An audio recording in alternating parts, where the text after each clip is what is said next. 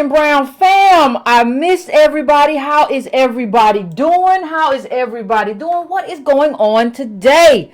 Woo! We got a lot that's going on, fam. Let's get a little housekeeping. Let me do a little housekeeping that I forgot to do. But we got a lot going on, fam. I missed everybody on Monday, but we're gonna still, we're gonna still get the politics done, and we're gonna get it in. And basically what I feel is the most necessary thing to have a conversation about, because I feel there is a little bait and switch that's been going on. But ladies and gentlemen, before I get started, everything okay? Because when I'm gone one day, I feel like everything's been moved or removed, or somehow elves came in and worked everything. So listen, please hit that like button. Please, if you have not already subscribed to the channel, please subscribe to the channel. Please subscribe to the channel. I would appreciate it. I would also appreciate it if you could go to subscribetobrown.com and just give me your email so that I'll have that available. I'd appreciate that, just in case something goes down. We hope everything is fine, but channel gets removed. Anything could happen. We're in uncharted territory, ladies and gentlemen. So anything is possible. You can also go to donatebrown.com to make a donation. You can go to breakingbrown.com also to make a cyclical donation. The newsletter is $2 a month. You can do that as well. It goes out every Sunday. So fam, listen, we got some stuff we got to talk about. Now that we've taken care of that, there has been, for those of you who watch the show frequently, you all know that some of the data that we have used comes from Dr. Sandy Darity, who, and if you want to go look at it, Antonio Moore also interviewed him of Duke University, one of the foremost economists in terms of when you talk about the racial wealth gap, inequality, that sort of thing. And we have talked about that in a lot of different contexts to debunk a lot of myths.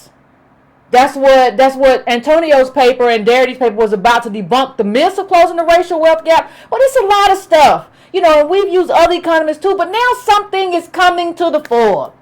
Something is coming to the fore, ladies and gentlemen. Something is coming to the fore. And I feel like something that is coming to the fore is real sneaky. Now, let me just show you. We're going to come back to this podcast, but I'm going to bring it up to let you know what kind of got, a bee in your bonnet, or whatever you want to call it. I was listening to this because even if I don't agree with things, I try to partake in a lot of information, and I may not agree with it, or I may agree with it, whatever, but I try to partake. And I saw this, and it says, Cory Booker's plan to close the racial wealth gap. And I said, well, that's so odd. That's very odd to me. Cory Booker's plan to close the racial wealth gap. And was it, why would you think that was odd? Well, because what he's talking about, and I wanted to make sure that I wasn't confused. So when you go to his website, what he's talking about is this. He's talking about what, like, Dr. Sandy Darity talks about in terms of baby bonds, except for one thing. And there's an interview, I didn't want to put it up because of copyright infringement. I didn't want to take that chance. But there's an interview where actually Dr. Darity says, no, I'm not looking for baby bonds. He says it's explicitly to close the racial wealth gap. Baby bonds are something different. So why is Cory Booker, and even if you go into the statement on his website, he talks about the racial wealth gap. It says there's a racial wealth gap in this country. But we have to pull back a minute and understand what these baby bonds are about. So here's like a little chart. What it is if people are born at different areas of life, right? You could be born in poverty, you could be born out of poverty, and what the baby bonds do is say you get a deposit, which is kind of based on where you were born into. And how much, let me put this up bigger so that you all can see. And this was on Cory Booker's site. But let me put this up so you all can see. And so what you get kind of, income for a family of 4, and what you end up with, you see that range, you see, estimated account balance of the 18-year-old. That's when you can have access to it. Anywhere from $46,000, $1,600, zero, supplemental payment, all this stuff. So you see this whole thing. You see how it's supposed to play out, ladies and gentlemen. You see how it's supposed to play out. Except one big thing. Even though Booker, like I put up, mentions the racial wealth gap, that was never anything that Darity promised in terms of what this is supposed to do. As a matter of fact, what Darity said is something that I brought up last week on the show. He wrote a paper, 40 Acres and a Mule in the 21st Century. Now you can Google it, you can look it up, but what he did in that paper, he set the stage for the mechanism and the definition, because two things are required for reparations. You have to have this mechanism, and you have to have a way to differentiate yourself from the rest of the group. So he says the unfulfilled promise of 40 acres and a mule. He goes into it, and we've read this before on the show, but we can read it. We can read it one more time. It is not a problem. Reading is fundamental, ladies and gentlemen. So we can take a, let me just get this lined up a little bit so that everybody can read. It's not lined up appropriately, and that's going to irk me. So the unfulfilled promise of 40 acres per family also provides a means to gauge the magnitude of reparations owed to the descendants of those enslaved. A conservative estimate of the price of land in the United States in 1865 would be $10 per acre. An allocation of 40 acres to a family of 4 would imply 10 acres per person, hence a value of 100 per ex-slave in 1865. If we also take as a conservative estimate the total number of ex-slaves who had attained emancipation at the close of the Civil War as 4 million persons, 40 million acres of land valued at 400 million should have been distributed to the ex-slaves in 1865. The present value of the sum of money compounded from 1865 is 6%, 5% for interest and 1% as an inflation adjustment would amount to more than 1.3 trillion. If there are approximately 30 million descendants of enslaved Africans in the United States, the estimate based on 40 acres yields an allocation of slightly more than 400,000 per person. So as you read that, Breaking Brown family, as you read that, what I want to ask you is, why aren't we talking about that? Darity laid out explicitly reparations as a tool to close the racial wealth gap, but we aren't talking about that. We're only talking about his baby bonds. Baby bond. Let me just say this. Baby bonds are class, but let me put this, this is class versus racial, and this is very important. It's a very important distinction to make if you want to advocate for us. But let me put this up. Let's say you we're looking at 46,000, and we're going to put this in the context of American wealth, of the height of income inequality, right? The height of it. Dream Hoarder says you need to be in the top 20% or worth 600,000 to access the American dream. Giving you 50 ain't enough. Now, I'm not telling you, I'm not saying anything bad, but I'm saying that this isn't enough. And then understand one other thing. See, because I think, understand one other thing. Understand that money is relative. Right? I'm telling you, money is relative, which means what happens if everybody gets it? It's almost like nobody gets it, because then they can just raise the price or whatever. So I'm not even saying that the baby bonds or whatever. I'm concerned with a very specific group of people, and that's us. That's American descendants of slaves. That's what I'm concerned with. I'm not concerned with America in general. This is a class. This is a class policy, right?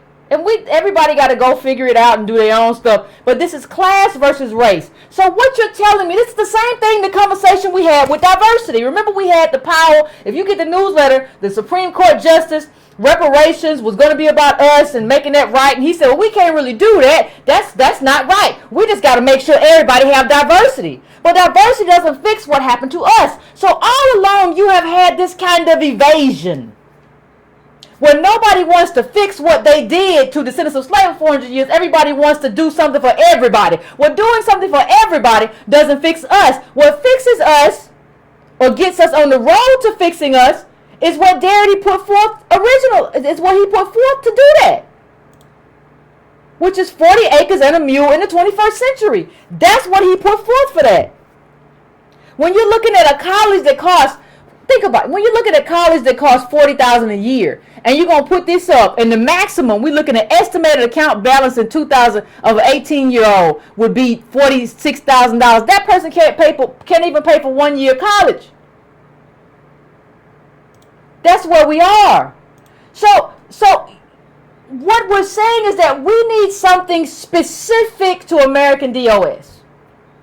And I think everybody has to get in the mode of being self-interested as a group.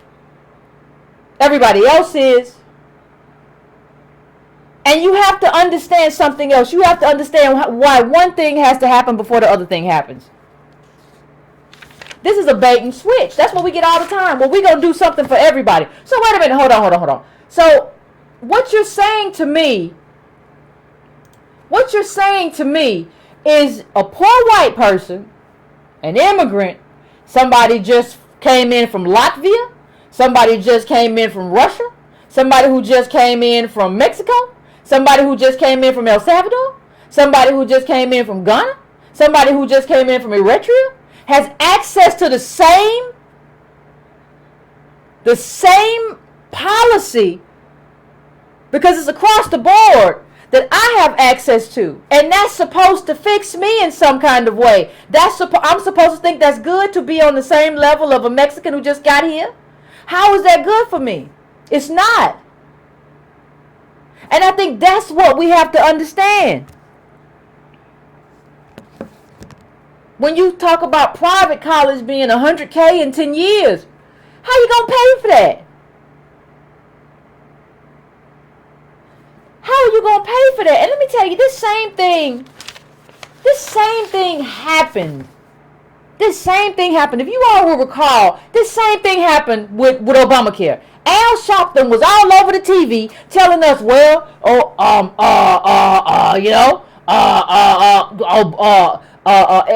black people got to go to the doctor too.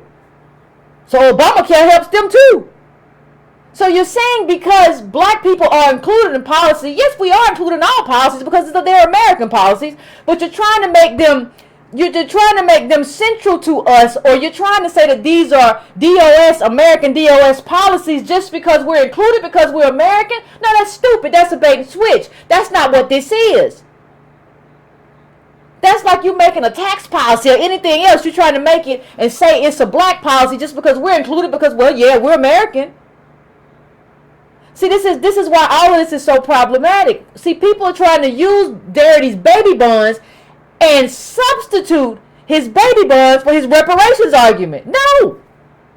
These are two separate things. And here's what I would say. You can't even do baby bonds first. You know why? Because what they're going to do is say, well, you got what you wanted. You got what you needed. You just got $40,000. What else you want? You want more than 40? You got to be crazy. What's wrong with you? No, you got to fix me first. You got to fix American DOS first. Our problem is not college. Our problem is not money. Our problem is blackness.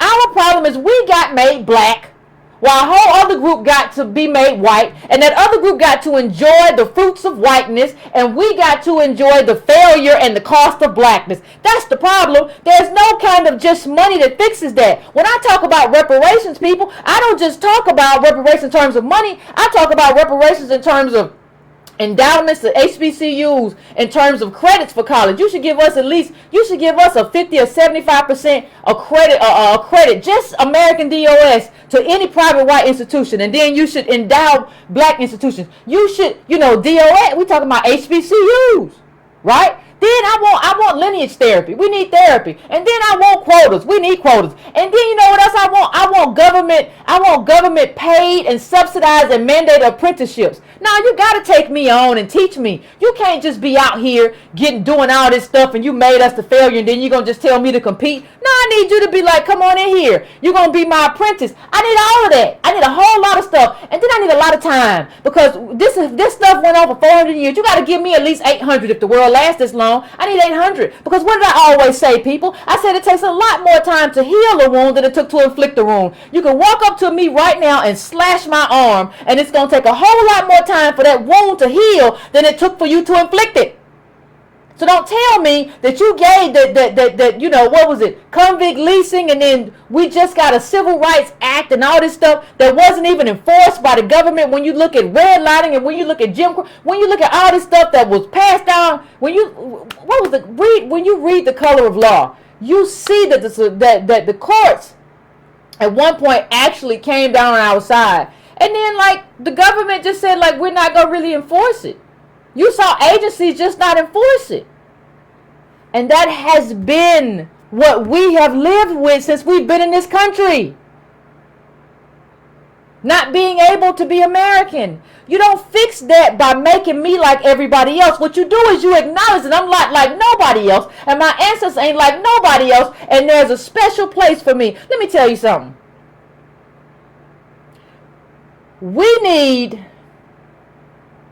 I don't see a revolution on the horizon. I don't care what your leftist friends tell you, honey. They ain't out there running nowhere. They waiting for the Amazon box on the front, and they going to Five Guys and Popeyes. They are not waiting on no revolution. I don't care what they saying to you or how they lying. But if you're not going to have a revolution, we have to change our positionality. We have to be positioned differently on the hierarchy. Well, what do you mean, Yvette? I can't be the bottom no more. We can't be the bottom no more. See, what you have to understand is this is all or nothing for American DOS. You cannot bring a justice claim against general oppression or against general poverty. That's not how you bring a justice claim. Legally, you need a defined group with a specific American DOS damage. You have to have that. So that's why this American DOS is so important, because we're not people of color. It defines a very specific group, and that's why people are so pissed off at us and so mad, because they mad because they know they're not going to be included. You ain't fooling nobody. You not fooling nobody. Those of you who are on Twitter ranting and raving, and I don't care because you don't matter. But you ain't fooling nobody in terms of why you really mad, because you've been in this people of color con game for so long. You so upset that we're trying to define ourselves. Yeah, we are. And we're different. And we're not the same. And we ain't never going to be the same. We don't owe you nothing. And that makes you upset. And I don't care. And nobody else should care. But what we have to do is have a specific, and that's what Antonio Moore said. You can't have both new immigrants and that cloud who we are and what our contribution is and was. You can't have that. It don't work that way. Now, and I'm going to say something that some people might find controversial. Okay. Well, what do you want? Well, listen, I need a new positionality. I need to, my group, we need to be up here somewhere. In the American hierarchy, we need to be up here somewhere. Upper class, up here somewhere. Well, Yvette, but see, here's the problem. America thrives. America thrives on having some kind of bottom. Well, maybe new immigrants should be the bottom. Oh, Yvette, I can't believe you said that. That goes against solidarity. That goes against what we should think. That goes against what we should feel. Yvette, that's go. No.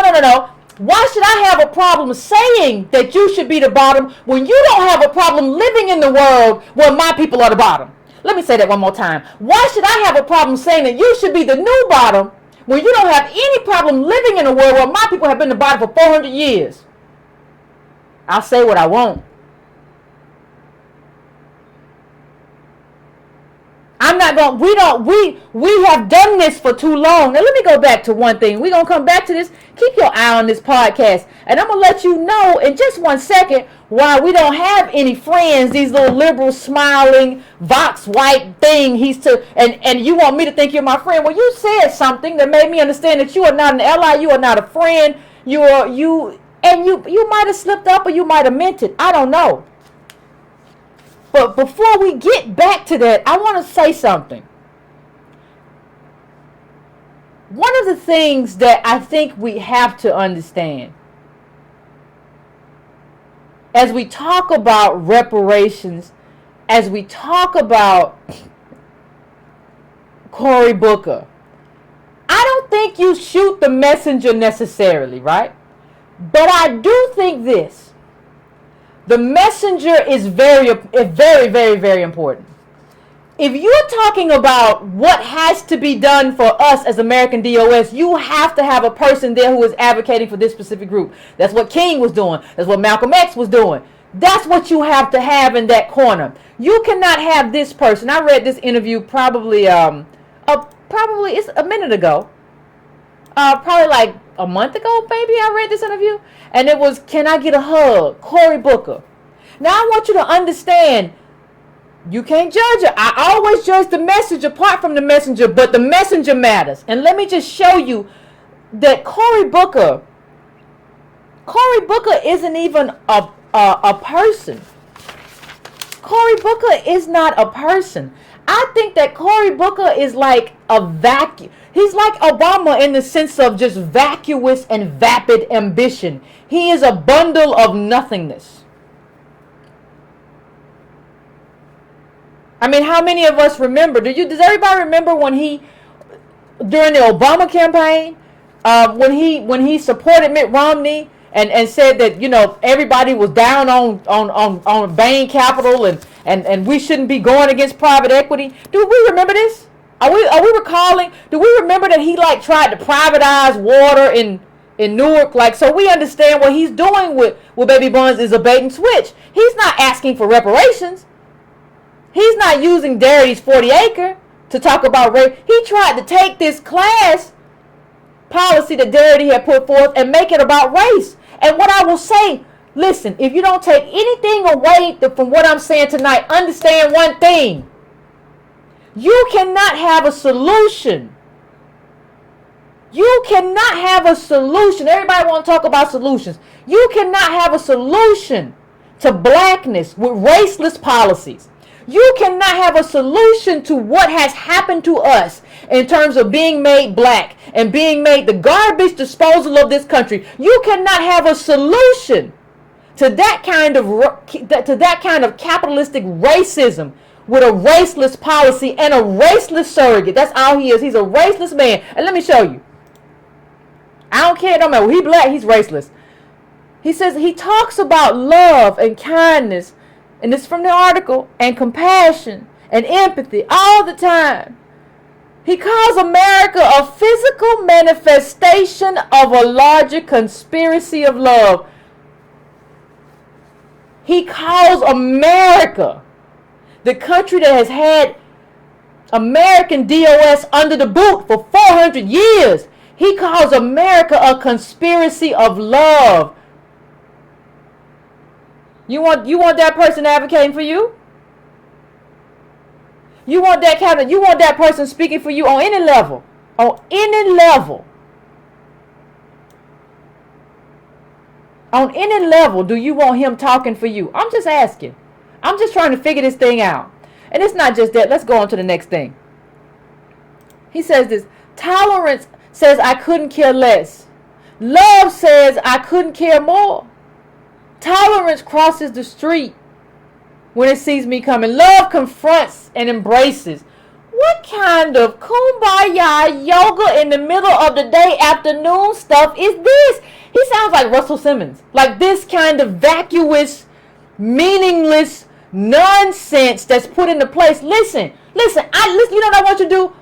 Y'all stop calling. I don't care where you come from no more. I don't care where your mama come from no more. I don't care where your daddy come from no more. If this is what you're gonna advocate, just stop calling yourself black. Just call yourself love.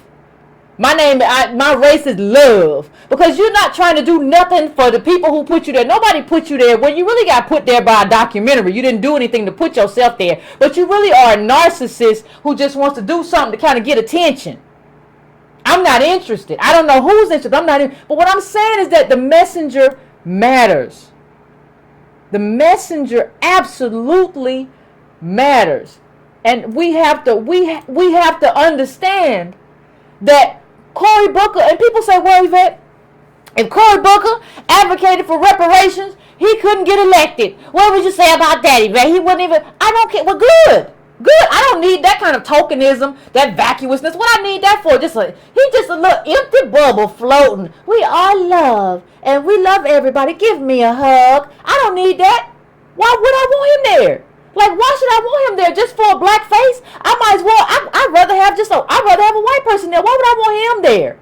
What do I need him for? If his thing is just to be loved and hand out hugs and walk around and people be like, hey, Cory, what's up?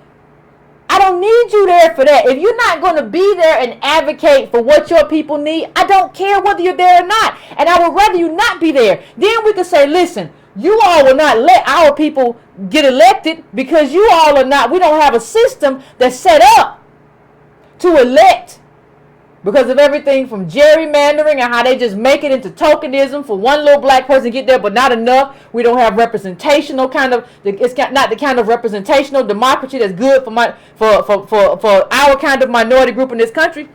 Then we can have that conversation about how you want to elect us because we care about our group and we care about ourselves. Then we can have that conversation. What I don't need is Cory Booker.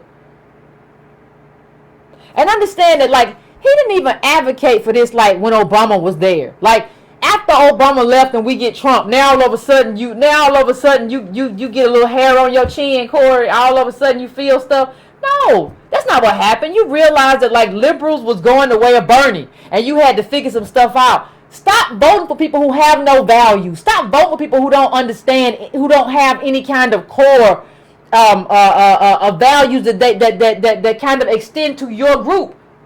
This is an American DOS group. Stop voting for people who don't have that. All of a sudden, he's real tough. Now that what you say ain't going to get passed. You know, he's doing this like in a massive deficit because Trump just blew a hole in that with that tax cut, him and the Republicans. So you're doing this in an era where it's less likely to get done. You didn't come, nobody, and I'm not, even when you were in Newark, Cory, stop lying. Nobody ever came anywhere and said, listen, I got something. Because you were never looking for that. You're a weather vane. And let me just say, what we need in terms of our politics, stop telling me, I want everybody to stop telling me, well, Yvette, this won't happen because they can't get it done. They have to deal with the political realities of the day. No, forget the political realities of the day. If you're a politician, understand that part of your job is not just to yield to the political realities of the day. Your job is to shape those political realities. And if you're not persuasive enough to shape the political realities of the day, then you are a failure. You are a failure. You're supposed to be able to espouse your values and tell people why they should believe how you believe and why how you believe is best for their community and best for their group. If you are not persuasive enough to do that, understand that individually that is a personal failure and you need to fix yourself. That ain't got nothing to do with nobody else. Your job isn't just to put up your finger and say, which way is the political wind blowing today? I guess I got to go that way. That's not your job. That's not your job. You know, we talk about baby buns, and that's fine. That's about equal opportunity. But let me show you. But this isn't about, see, you talking to me, when you talk to me about baby buns, we're talking about equal opportunity. This is about something that already happened.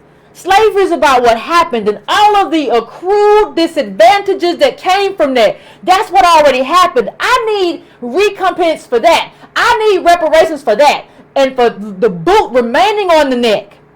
And for reconstruction, nothing happening. That's what I need. Listen. If you all get a chance, I was rereading, going through this. It's a mammoth of a book, but read Eric Foner's Reconstruction. If you get a chance, because what that lays out, and I was going to get to this at the end of the show, but I think I want to get to it now. And I want to say, I don't think people understand. And whether or not you understand it or not, you're going to live it. So it doesn't matter to me if people don't understand it. But I don't think people understand that, like, what Antonio Moore and I are doing is the most important thing that happened since Reconstruction. I think this is the most important thing that happened in terms of what we need to do since the Emancipation Proclamation. Because you know why? Reparation makes it real. Like what America has done to us. What America has done to us is giving us something that doesn't matter. That's what they do all the time. They tell us we free and they tell us we can do anything and they don't give us the tools to make it happen. differentiating ourselves from other groups and saying we are American DOS and this is our debt and this is what we're owed makes that legitimately a justice claim that we could hitch on to and make this into something that actually matters. Because nobody stood with us during Reconstruction. Y'all let you know we had a whole lot of possibility. But nothing happened with it because nobody protected us from mobs and all sorts of things. You can't. You had so many people got elected. You had black men get elected to public office. Had been in the military where they learned to read. Oh, government ain't never done nothing for me. They learned to read in the military, and then like you couldn't do anything with it. You don't got no wealth, and the government didn't protect you like they should have. So like you have to, at a certain point, you have to make it matter. It has to matter. And so that's kind of where I am. You just can't fix race with a racist policy. I don't know who told you. And so we go back to this thing, and like it's probably halfway through the podcast. It's probably halfway through the podcast where the dude basically calls reparations, the racial wealth gap claptrap. And I think as to understand what he said, I think what you have to understand too is that you cannot have reparations without a reckoning. Your family cannot survive without this reckoning for what happened. And so people are like, well, Yvette, what if we don't get it? Well, just be screwed then. Just be screwed. Like you cannot, you have to collapse whiteness. Because whiteness is the thing that never allowed us to be American. You have to put a dagger in that thing. You have to kill it. Either we all white or ain't nobody white. And when I say white, I mean normal. It's not about color.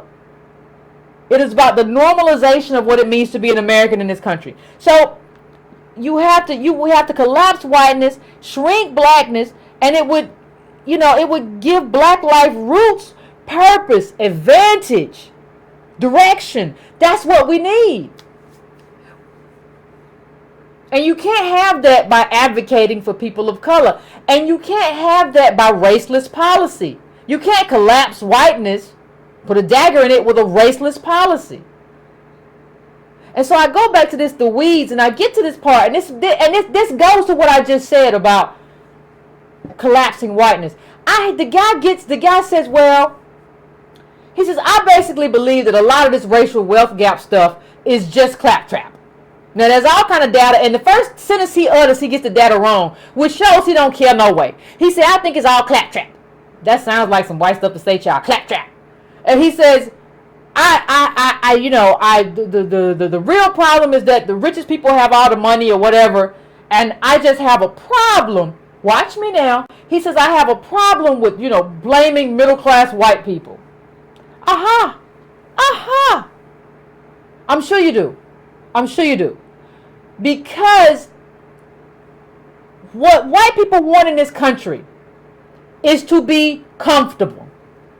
Blameless and comfortable. White people want to be blameless and they want to be comfortable in this country. That's what they want more than anything. And if this podcast didn't clear it up for me, nothing will. They want to be comfortable and blameless. I will do whatever as long as I am comfortable and blameless. But you are to blame. The middle class white family is to blame. They are not immune. They are indicted because the life that you lead as a middle class white family with a house that has equity that grows, don't grow in our community with a safe community. Our communities typically aren't nearly as safe, especially in the ghettos. So all of what you have is predisposed on putting all that violence and all that failure somewhere else. So yeah, you are indicted. And you are indicted in all of this because you want to stay white. And unless you want to give up whiteness, we can't go nowhere. Unless you want to sacrifice, we can't move forward. So you are indicted. You get to sit on your little podcast and live in your little nice community and say, well, I don't think white people are at fault. I really don't. I really don't. And you think that you're right. People love to talk about how the ghetto the government and white institutions created the ghetto, and that's the black ghetto, and that's totally true. That is totally true. But people don't want to talk about who the ghetto was created for. The ghetto was created for white people, for y'all can have nice lives. It wasn't just created so that it could just be a ghetto for black people and y'all can have y'all ghettos too. No, it was created like, let's put the failure over here. All these little nuclear plants and all these liquor stores and the prostitution houses and all the drugs or whatever. We're gonna put all that failure over here and we're gonna lead nice lives. So how dare you tell me that white people are not responsible because it was the middle class white family? That doesn't mean anything. There are degrees to this thing. Nobody said that they're more responsible than the Koch brothers, but y'all are all indicted because none of y'all want to give up whiteness. Middle class white people worth $300K are our top 5% of blacks, nearly all boomers. So middle class white people, right, are worth 300,000. That's our top 5. If you're a working age black, you're locked out of America because of your blackness and don't know it till your student loans ask for $1,000 a month. That number is because your parents are supposed to have money. Listen, this little twit that was on Vox doesn't understand that. Like, listen, look, even our poverty isn't the same as white poverty. It's not the same. Look at those numbers. Look at the purple is black, white is the green. And I want you to look at that. Chicago. Look how, even in poverty, poor blacks and whites. Look at this. I'm gonna scroll it up because it goes to a few different cities. And this is from like the Washington Post. I think it was in 2015. See, what's happening here? What is happening here is that we are the bottom. Now people, this is everybody's been using that we got poor people too. No, we are just poor, flat. We're flat. You can get into the top 5% of Negroes with $350 worth. We are a flat group. That means that something happened to us. That doesn't mean there's anything we did. That means that something was done to us. When you as a group are that flat, something was done to you, not something that you did. Poor white people have what? $10,000 in worth. Poor black people are negative. Stop telling me that it's that the racial wealth gap is claptrap. Please.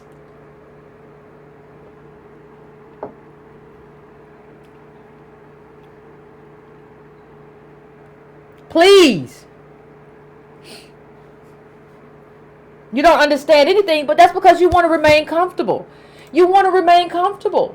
Like if you want a comfortable life and you want to live very comfortably and you don't want to give up your whiteness. So you say, why should white people be blamed? I don't understand. I think we should just blame them. And that's what they do to us. Blame them white people over there. They the top 1%. Let's just, look, go. Do you see them? Go get them. It's not me. You're all indicted. You're all indicted. White America doesn't escape an indictment in who we are and what we become because of blackness. All of you. Your little nice homes. All indicted. And all, like I said, and it was all made possible because we were made black. Like that's just what it was. So when you put chains around the neck of one group of people and make them work for free, and then have that follow them as we're a caste now. When you see a group as flat as we are, that is a caste. That is not like a normal thing that happens. That means you've been officially institutionalized to be a bottom. That's what has happened. And there's no other way to say it. We're the bottom of the bottom. We're dead. That's what we are. Bottom 50% of black people worth less than $1, and you're going to say white people can't be, well, I don't think middle class white people should be indicted. Why? Why aren't black neighborhoods like white neighborhoods? Black people can work the same salary, have the same, have middle class jobs, and live in poor neighborhoods. Why?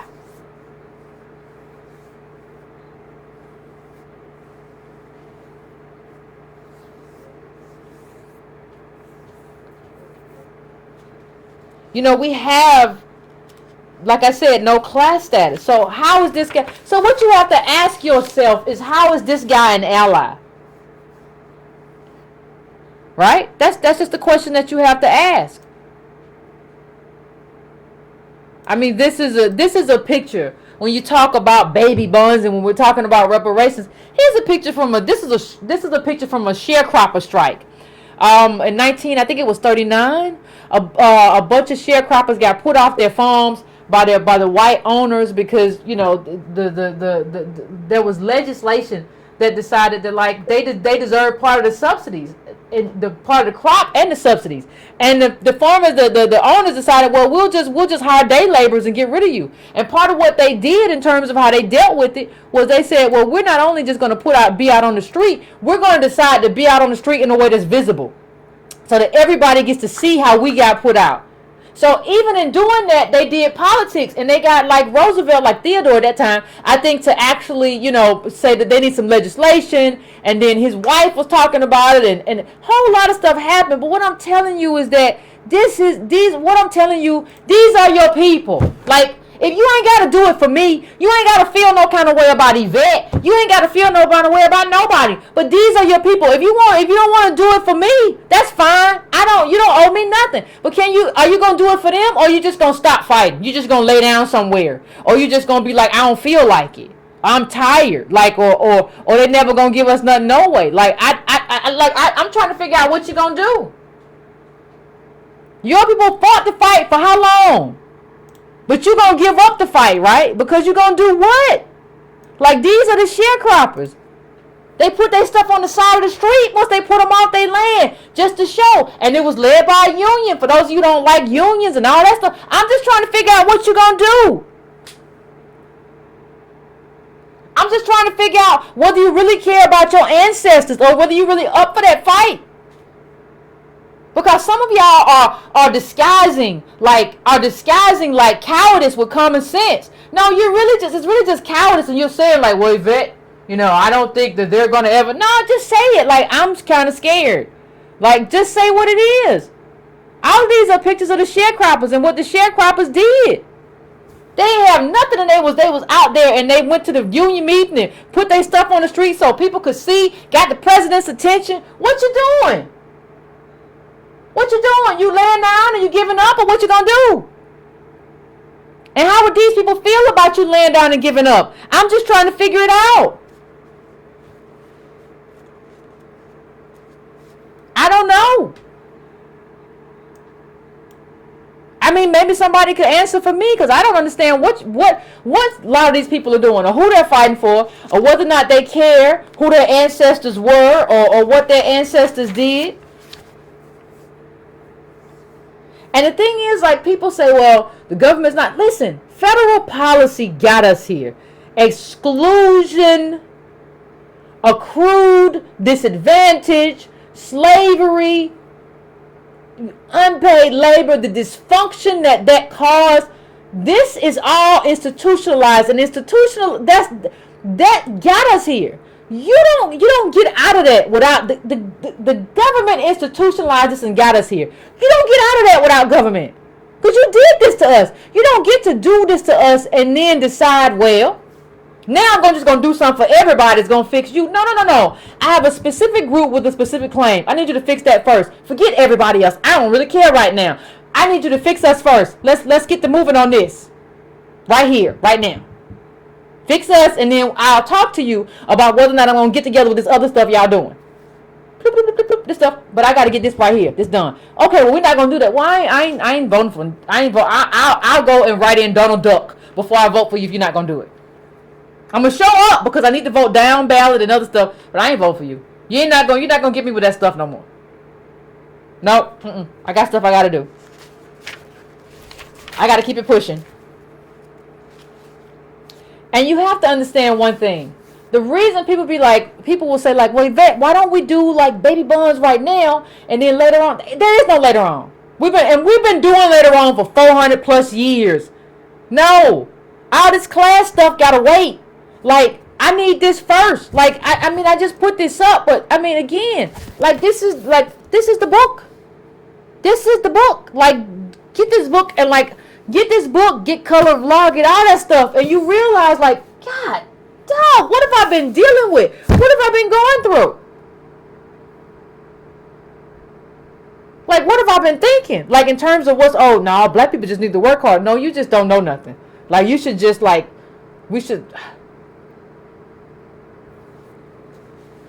you have to evaluate everything that we're dealing with, everything that we're going through a naked self-interest. This is not the time. I have talked about kumbaya politics before, but this is not the time for that. I don't know if there was ever a time for that, but not for us. You know, I think the time to do what Booker talked about, like, is when everybody was like, you know, doing something else, and that's why he's doing it now, because Trump's in office and there's a Republican Congress. It's easy now. You cannot support cowards. That's a rule too. Add that to your list. I'm not going to support a leader who's a coward. I would not. I will not support a leader who's a narcissist, who just wants to see themselves in the headline. I will not. I will not support an American DOS leader who does not put American DOS in the forefront of their politics. I will not. You have to make a decision. And you have to understand, see, what you have to do is understand stuff clean. It ain't that complicated. So when somebody tells you that the racial wealth gap is claptrap, when somebody says that to you, what you got to hear out of your ear is that the person is telling you that slavery doesn't matter. That's what they're telling you. That's it. You got to hear that. This person is telling me that slavery doesn't matter. And that they value whiteness and they want to benefit from whiteness more than they want to make up for slavery. That's what they're telling you. You got to hear people clear. Let me tell you, people use a lot of words. People will throw around 10,000 words and it don't mean nothing and it's just garbage. And they'll throw them out there. You got to hear it clear though. You got to hear this stuff pristine. You got to start hearing. You want a solution. You got to start hearing what people actually saying versus what you want to hear versus what you prefer them to say. You got to hear this stuff clear. No reparations. Other groups have gotten reparations. Why can't we? Other groups got it, but we can't get it. It's not something that's outlandish. We've already talked about that. And I don't, like I said, I don't just mean one thing. But I'm gonna. We're almost at the 50-minute mark, Breaking Brown fam. But like, listen, listen. Cory Booker, Kamala Harris. I'm not a fan of these token politicians who do raceless politics. I'm not a fan of raceless politics. I don't care what your Spotify is. I don't care. It doesn't matter to me. If you do raceless politics, you are a raceless person to me. And I don't care that Kamala Harris is Indian American, but she thinks she black or whatever. Or she trying to claim black because she went to Howard. I don't care that Cory Booker comes from a black upper class family or whatever. I don't care. Your politics are racist. So when I see Kamala Harris, I see an Indian American. When I see Cory Booker, I see a white guy. Because I see you through your politics. That's how I see you. And I don't need just a face. We need politics. We need policies. We need reparations. I don't need just your face. I don't want to look at your face. I don't care about your face. I need something very different. And I think, as we discuss this, I think one of the things that has to happen is that we have to begin to understand, I think we have to begin to understand what we need, right? So what we need is politics and what we need is policy. We all this other stuff, listen to my Spotify list, girl, I got you. Don't matter. And we have to be very specific in terms of the policy, because that's how you shape the discussion. And some people say, well, Yvette, it's never going to happen. Listen, I'm sure when they were hanging slaves from trees, I'm sure there was one slave who said, man, we got to fight to be free. And I'm sure there was a slave right beside who said, man, Master ain't going to never let us be free. Don't you see all these Negroes that got hanged from trees? Man, that's never going to happen. And still, here I am, surrounded by equipment.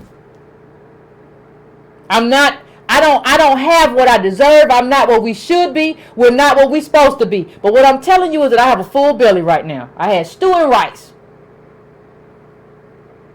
I'm sure that that's more. When slaves were eating cornmeal and gruel and tainted meat, that's more than they could have imagined. What I'm asking you in terms of how you advocate for your people is to imagine more. Is to project out into a different space, right? Slaves probably couldn't imagine Negroes, laptops, cars, and they don't have wealth. They don't have what it takes to be American. But they couldn't have imagined this. Understand that your work could land your future generations in places that they could never have imagined, because you don't have that kind of imagination either. None of us do. We have a silver ball. But what you got to know is that you got to do the work, and you got to stop telling me why you can't do the work. You got to stop telling me why you can't advocate. You got to stop telling me everything you can't do. So I'm about to just take a break, and then we're going to go to calls. I want to hear what you all have to say. We'll be back, and we'll have a conversation like we always do, fam. It's great to be back.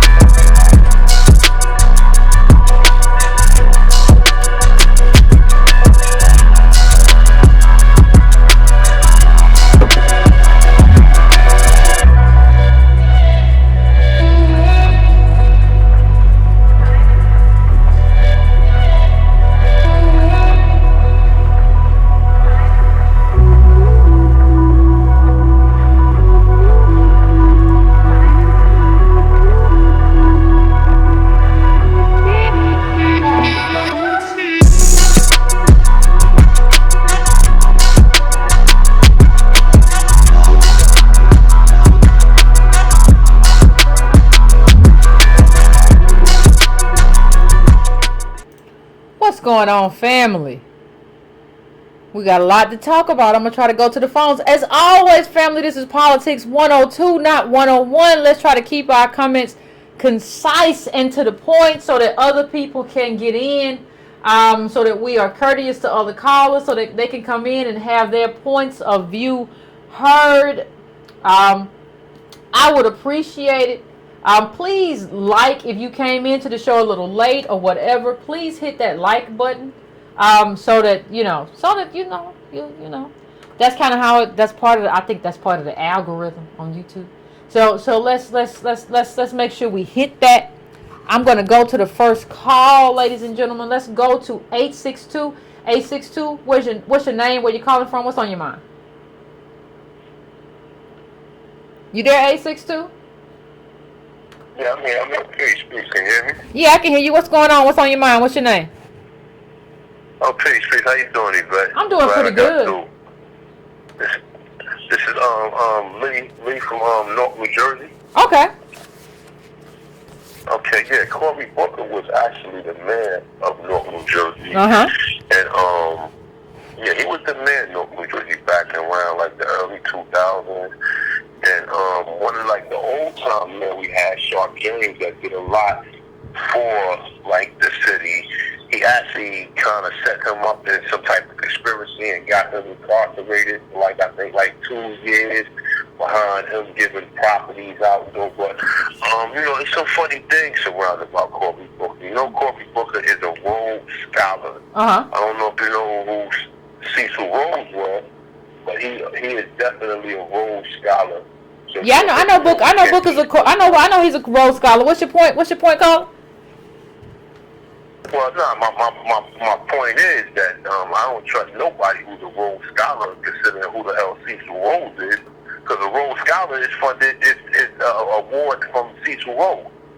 You know what I'm saying? So anybody who knows who Cecil Rhodes is, why would anybody want to accept a scholarship from somebody who just did that much? And Cecil Rhodes is on the same level as Hitler. So anybody, you know what I'm saying, most people already understand. But now, as far as reparations is concerned, we are way overdue reparations. And, you know, most of the politicians, when you mention reparations, they talk about, nah, we can't do it. But check this out, right? If you look at how much money goes towards funding illegal immigrants, right? Illegal immigrants, the funding, I believe, annually is $134 billion a year that they spend alone on illegal immigrants. And at the same time, they telling DOS that they have money. They have money for us. It's just the fact that we don't push hard enough for it. And most of our politicians, when we mention it, they shut us down immediately because they don't want to fight for it. But it's pretty much up to us to push that out there. We shouldn't accept nothing else except reparations. You know, a lot of these. I appreciate you. No, I agree with you, Carla. I agree with you. I gotta go, but I appreciate you. I think we do have to. I think because reparations is a hard role and it takes like a lot of work. Like it's not gonna be like something that you just boom. Like that's not how it works. That's just how it works. Like, and part of like people say like well, Booker shouldn't have accepted like Cecil Rhodes scholarship. But when you don't have wealth, you end up accepting all kind of monies from the Koch brothers, anybody who would give it to you, because he might be like, well, he had parents who were upper middle, whatever, IBM or whatever. But part of like not being that dude, part of what happens in our community is that we end up accepting money from all kind of places. So we end up with all kind of people. We end up with bad politics because we ain't got no money. So we be out here stealing and doing all kind of stuff because we don't have no wealth. And then people say, oh my God, he ain't got no morals. No, he ain't got no money. And America, the America that we live in, America's always, but in the height of income inequality, you're going to have you some money. So I'm going to 973. 973, what's your name? Where you calling from? What's on your mind? You there, 973? Hello. Yeah, I'm there. I'm sorry. Okay. I was on mute. How you doing? No problem. What's going on? I'm calling out of New Jersey. I just want to let y'all know I did not help get Cory Booker into Washington. I voted for That's Sheila. what you say. I voted for Sheila Oliver. Okay. I voted for Sheila Oliver. I seen that con game because I'm from the city of Newark. You said something really profound. You said these people hide intelligence for cowardice, and that's exactly what I've seen from him. And you know what? Interesting story. I remember when he was running for mayor, and he was in a diner, and he was, basically convincing people to vote for him. So mind you, there's a bunch of, elderly black women in there, and he said, we need to usher in more draconian laws. And I stood up. I said, draconian laws? Most of them older women doesn't know what draconian laws mean. So, and you spoke to something about language. So then he said, oh, no. I mean draconian laws in a sense where I just want to bring, law and order back to Newark. I'm like, oh, okay. These politicians, again, when you speak to language, and when he's basically not really pushing for black DOS policy, like you said, he's a white man. When I see Cory Booker, I see a white man. I'm sorry. When he went to Washington, I didn't expect nothing more than what we're seeing right now. Really, I really don't know what the solution is. Like, how do we get our voice out there? How do we push back? How do we challenge that what he said? Because when I didn't vote for Cory Booker and I voted for Sheila Oliver, a lot of my peers asked me why, and I'm like, I just don't trust Cory Booker. His track record is Newark. The gentleman spoke to the questionable circumstances that led former Sharp mayor to prison, because there was no way at that time he was strong enough to beat Sharp James. Just like how when Obama was running against was it Bobby Rush? Who was the guy that he? You talking about Chicago? Yeah, I know you're talking about. It was kind of hard to go against that old black guard, and it took for Sharp James to go to prison under questionable circumstances for him to use Newark, New Jersey as a stepping stool to get him to where he is right now. I didn't envision him going to the Senate. I thought he was using Newark to get to the governorship, but he leaked over that and got to the Senate. But if you can't speak to it, how do we challenge him? Like, how do we get people in position, who has that can reach his ears? Well, I don't even. You know what I think? You know what I think, fam? I don't think there's any reaching Cory Booker's ear. Like, Cory Booker is like, I don't think we understand how many of the people who make it into politics are total narcissists. Like, they just enjoy hearing themselves talk. I think in terms of Cory Booker, what has to happen is just like, I'm not voting. This is not my guy. But what has to happen? We have to start. Our problem is how we make assessments. Like, how we make assessments is a real problem. And we have to stop this just like tokenism. We want this and we don't really want to advocate for ourselves. I can't tell you how many times when Obama was running, everybody was like, well, he can't do that because that'll make white people mad. I don't care. Like if you are mad because we want something that we're due, or if you're mad because we want a specific policy, that's a problem that you have in terms of your bias and your racism. So I think that we have to be willing to say we want candidates to advocate for us, and we have to have a different kind of assessment in terms of how we assess candidates. That starts when candidates get elected to state legislature. I've seen candidates who are good candidates not get elected because Negroes ain't paying attention, or we're paying attention to the wrong stuff. We have to be vigilant and attentive in terms of who we elect and the criteria that we use to elect those people. That's what we have to do. He should have never got that far, not on our backs. How did he get that far on our backs? How? You're right. I mean, he got that far. He used the same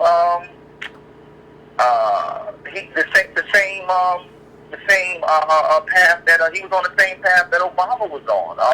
Like I said, when he was mayor of Newark, there was just countless planet stories of Cory Booker running into burning buildings, saving children. I mean, it was one time when they said someone was mugged and he ran and tackled the mother down, and I'm like, what the hell is going on here?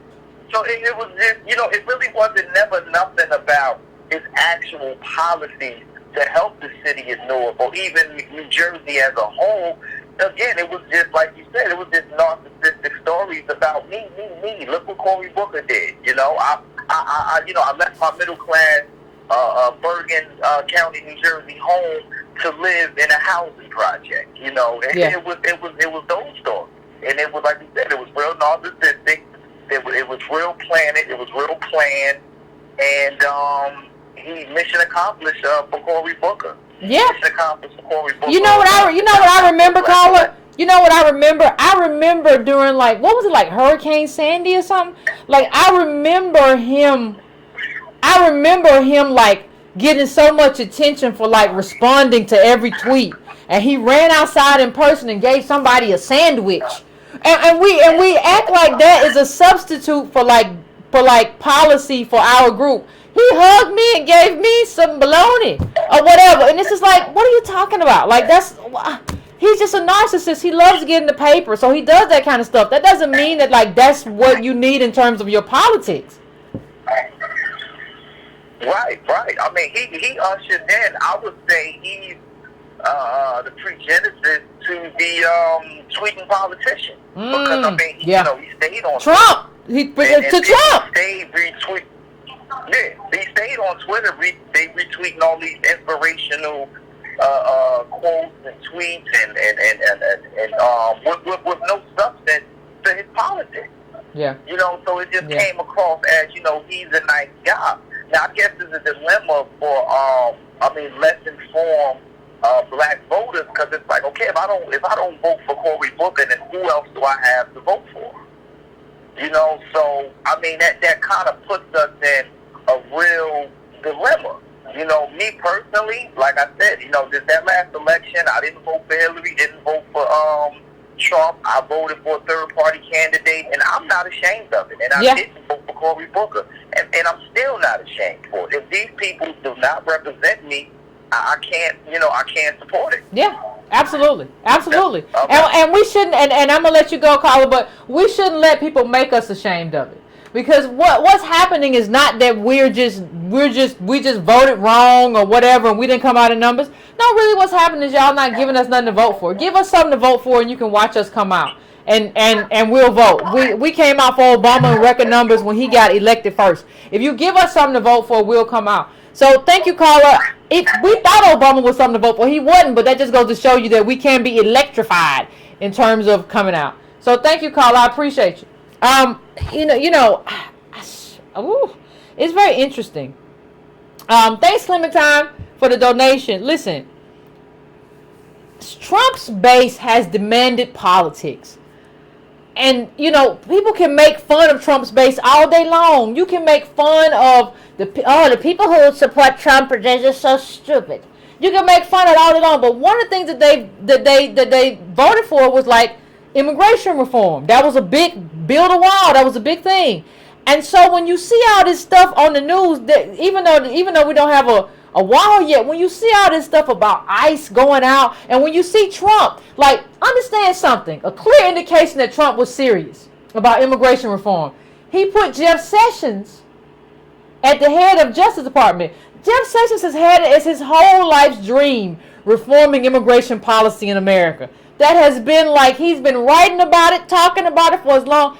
When you see somebody put somebody that serious about the issue as the head of a department, they serious. And you have seen ICE going around snatching up immigrants like I have never seen before. That's serious. So what you see is that they made policy central, and Trump, regardless of how anybody feels, Trump is acting on that demand.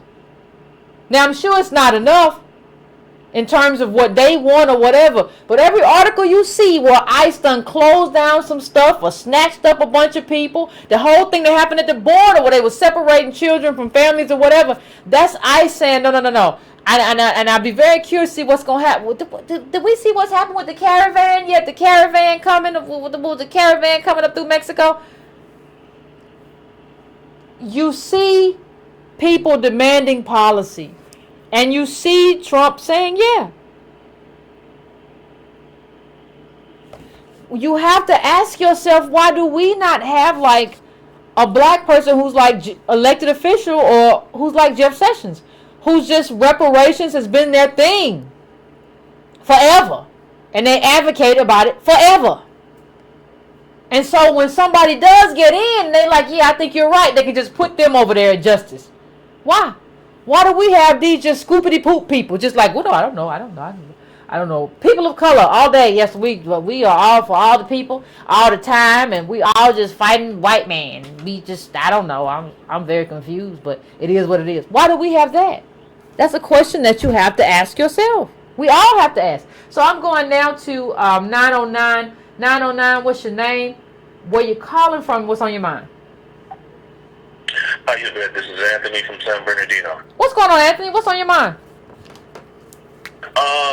One of the things that, I hear a lot of tone talks from over here in California. Okay. And I hear Zoe Williams all the time, and yourself.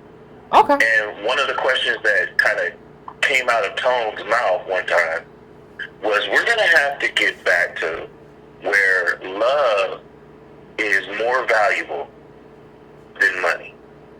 Now, the reason why I wanted to say that on the air is I think we lost track of if we actually love being DOS or love ourselves more than the fame or the narcissism or whatever it is that we got coming to give to us in terms of Kaepernick, in terms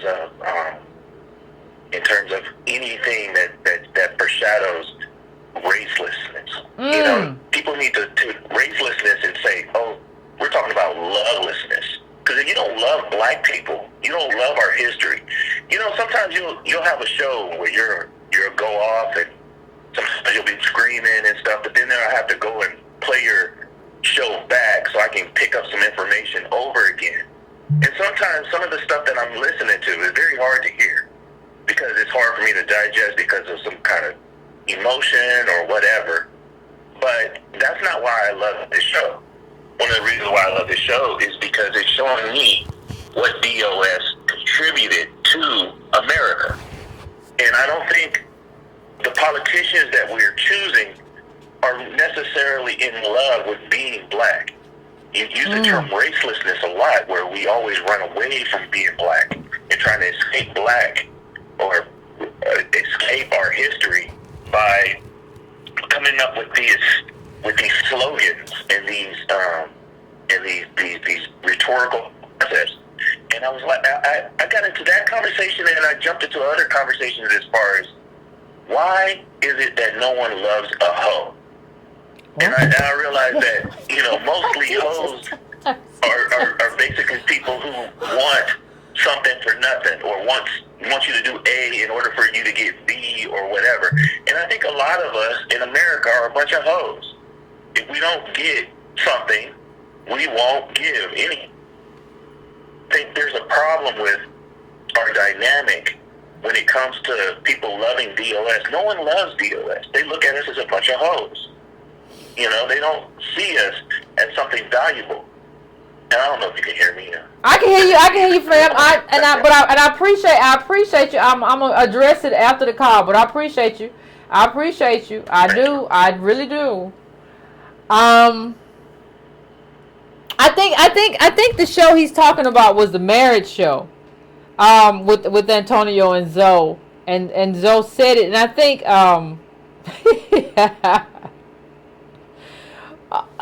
listen, I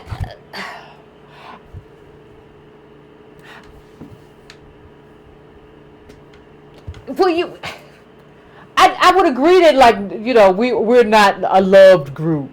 And I don't think that we love ourselves. I think in the context that probably Antonio and Zoe was saying, it was like in terms of relationship, you have to get to the point where love is more important. And we're going to be a power couple and we're going to take over the world. And we're going to be doing this. And we're going to have a Bentley too, his and hers. Like, you just sound crazy. So I think that that's kind of what was being said. And that's all I can really kind of say about that. All right, next call. I'm going to 313. What's your name? Where you calling from? What's on your mind? Yeah, this is Vine calling from Detroit. What's going on? Hey, listen, we have to worry about Cory Booker. I say that because he lacks the golden tongue of Barack Obama. I watched him for years as he came up, that TV show when he was mayor, and then he was kind of dandy, but he lacks something that take him beyond his own state. So you mean yeah. Caller, are you trying to say, is that thing that you say he's lacking called charisma? Yeah. Okay. I agree. He don't have it. Yeah, no, I don't. He don't have it. My second issue,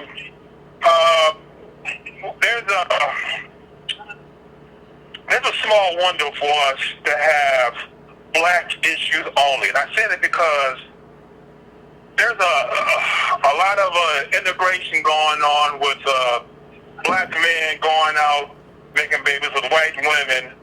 They growing up now, and you see more and more of that going on. Case in point, Kaepernick. Will Kaepernick take a position of black DOS solely, 40 acres and a mule, whatever the equivalent of it? I don't think he will. I don't think he's part of that type of history. But there's a lot of people like that, a lot of biracial kids like that that's coming up because of the last, I would say, 20 years. The young guys going out and getting with these white girls, having these babies, and they coming up. And actually, you see a lot of them in sports now, in football, basketball, and they have a following. And I can only imagine what they must be like in the street. But I'm just saying, in the next 10 years, I think we got a 10-year window. If we don't get it the next 10 years, it ain't going to happen. All right, caller. I thank you. I appreciate you calling in. I want to say something. I don't think we have a 10-year window. Like, you know, Antonio and I have gone back and forth about that. I don't think we have a 10-year window. I would bet everything that we don't have a 10-year window. The window is anywhere from 2 to 5 years.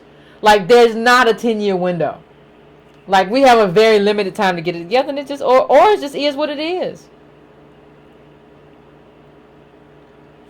It just is what it is. I'm going to go to the next call. I'm trying to get them in. I'm going to 919. What's your name? Where you calling from? What's on your mind?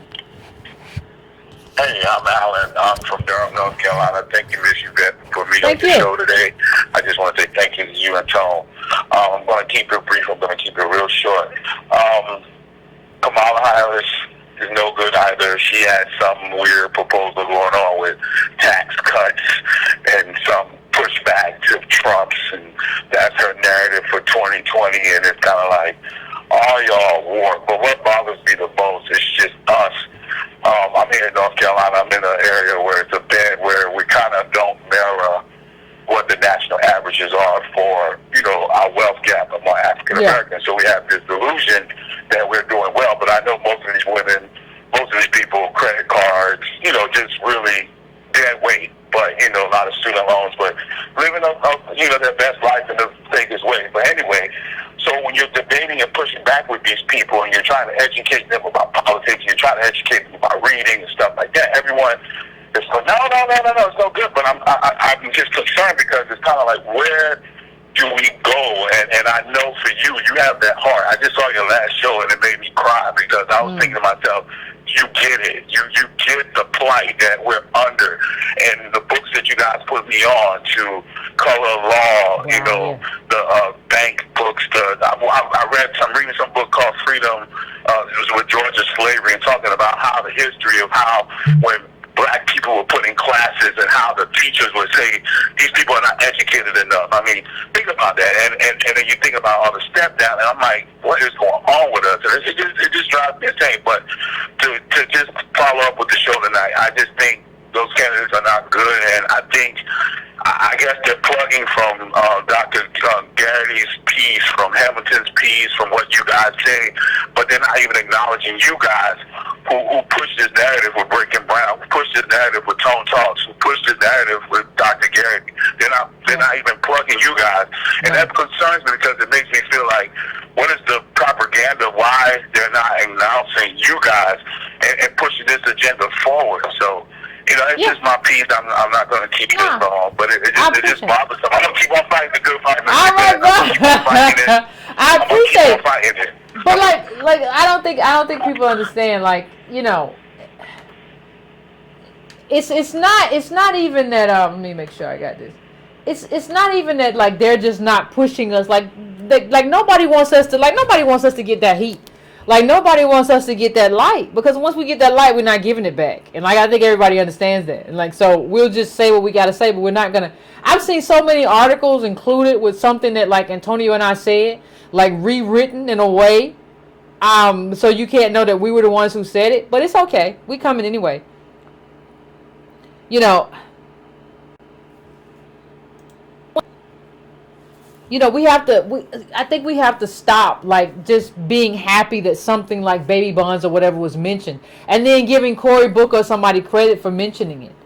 Like, I think we have to stop that, because he's from Jersey. That's not political power. He's in, like, a Republican government, and, like, you should just look at that and be just like, come on, this dude is playing games. This dude don't care. Like, he didn't mention it at the right time, at the right moment. We talked on this show how many times about timing is important. When you do something, it's just important as what you do and how you do it. We've had this conversation. This is Politics 102. We've had this conversation. So what are you doing? Why are you excited about him mentioning this in the Trump administration? Not even mentioning reparations, but mentioning a class-based policy in the Trump administration with a Republican Congress. Like, why does this get you excited? You are only, and I've said this before on the show, but you're only as smart as the questions you ask yourself. You want to do yourself a favor? Do some solutions? I write down my questions. The questions I ask myself, I write them down, and I write down the answers. And I ask myself why I didn't ask us a better question or a different question. We all have to get there. We didn't have a bunch of professors and different people as our parents and aunts and uncles. We got to get there on our own. It ain't fair. It is what it is, though. We're here now. I'm going now to 443. 443, what's your name, where you calling from, and what's on your mind?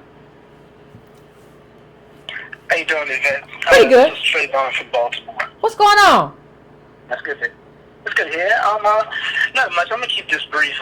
What you were just talking about, I've been thinking about for a while in terms of how liberals, mainly white liberals, are how they talk about things, how they dance around the situation of blacks in America, us in America, and it comes down to like levels of codification. Like I feel like we really need to like understand how white people talk. Like you have to, like, from the top down, to study the shit out of them.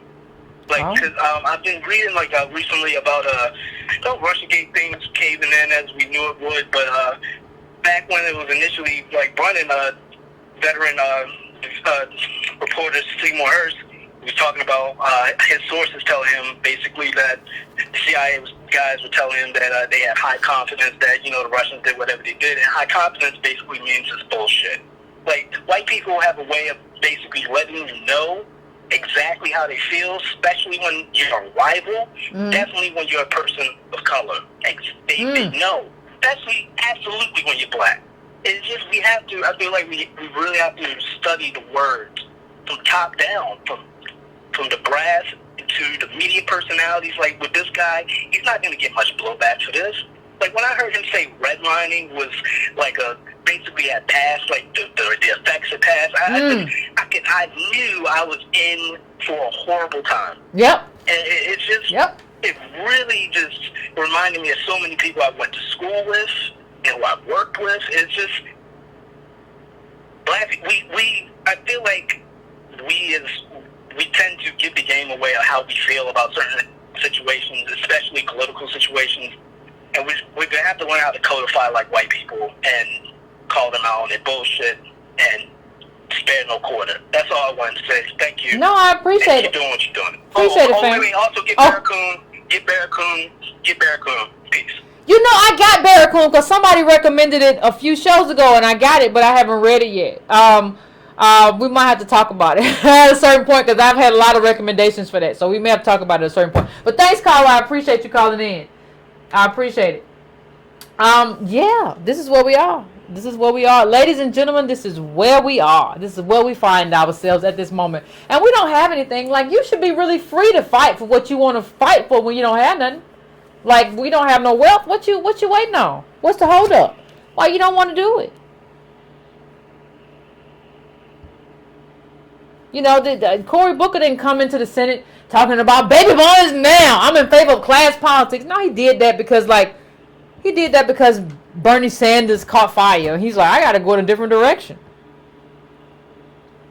He's trying to make himself relevant to leftists and relevant to blacks at the same time. So it's a class argument, right? So you make yourself relevant to leftists, but then it's in terms of redistribution. But then you just throw in the racial wealth gap and you make yourself relevant to to American DOS. We ain't stupid no more. We ain't stupid no more, Cory. Though, like you're gonna have to do better than that, Playboy. Appreciate you. I'm going to 314. What's your name? Where you calling from? What's on your mind? This is Michael. I'm calling from St. Louis. What's going on, Michael? And I'm glad that you hit on this topic of political representation. I believe that what you're saying is possible. Reparations is possible. Baby bonds are possible. But the one thing that's missing is self-interest. In a lot of cases, can you hear me? I can hear you fine. Oh, so the one thing that's missing is that extreme self-interest and commitment, because a lot of times when I talk to black individuals about issues in the black community, they become very unfocused and say things like, well, other people have issues too. And what I say is, I'm talking about black people, descendants of American, slaves. Yeah. And a lot of times I feel that we can sometimes have, it's like an esteem boost to say other people have issues, let's focus on their issues and not our issues. And we have been here the longest, and we have been battling with, okay, are we going to fight for ourselves, or do we always have to run and try to get other people in? In some cases, when we partner with Mexicans, when we partner with Asians, they have their own self-interest, and they're not always interested in black people rising as a group of people and competing with them for resources. And I sometimes think we don't understand that our positionality in this society was supposed to be the bottom. It's, as slaves, and then from there it's free labor, and then as prisoners. So I just think we lack a degree of identity, self-interest, and the ability to just be die-hard for ourselves, because other communities are fine with blacks being at the bottom, and as long as they are somewhere in the middle. And if whites were blacks, they would have reparations right now. White people think that being white is a privilege, and they fight to maintain inequity because they have that belief. Yeah. And they believe in this social construct. But black people, on the other hand, don't have that same strong enough belief to fight to try not to be the bottom. We rather be delusional and say, well, we have Will Smith, we have Oprah, we have. So here's the thing, caller, and I want to thank Virginia from VA for the donation. Appreciate you. Listen, caller, let me ask you something. Let me just ask you this. People always talk. You talk about you kind of hit on it, and that's kind of what makes me want to talk about it. People always talk about, well, black people have to have. When I say black, I'm talking about American DOS. Have to have solidarity with other groups. I don't even think we have solidarity with each other, though, do we? We don't. And then what black people have to understand is these other groups have to respect you, and they have to feel they can gain by partnering with you. The only time these other groups partner with us is when they see a benefit for themselves and use our political capital to get something. I think we just, it's like you and Antonio said before, when we get out there and fight for black issues that predominantly affect our community, these other minority groups go to the wayside because they don't want to get that backlash from white people. They want to stay acceptable and use us when it's convenient.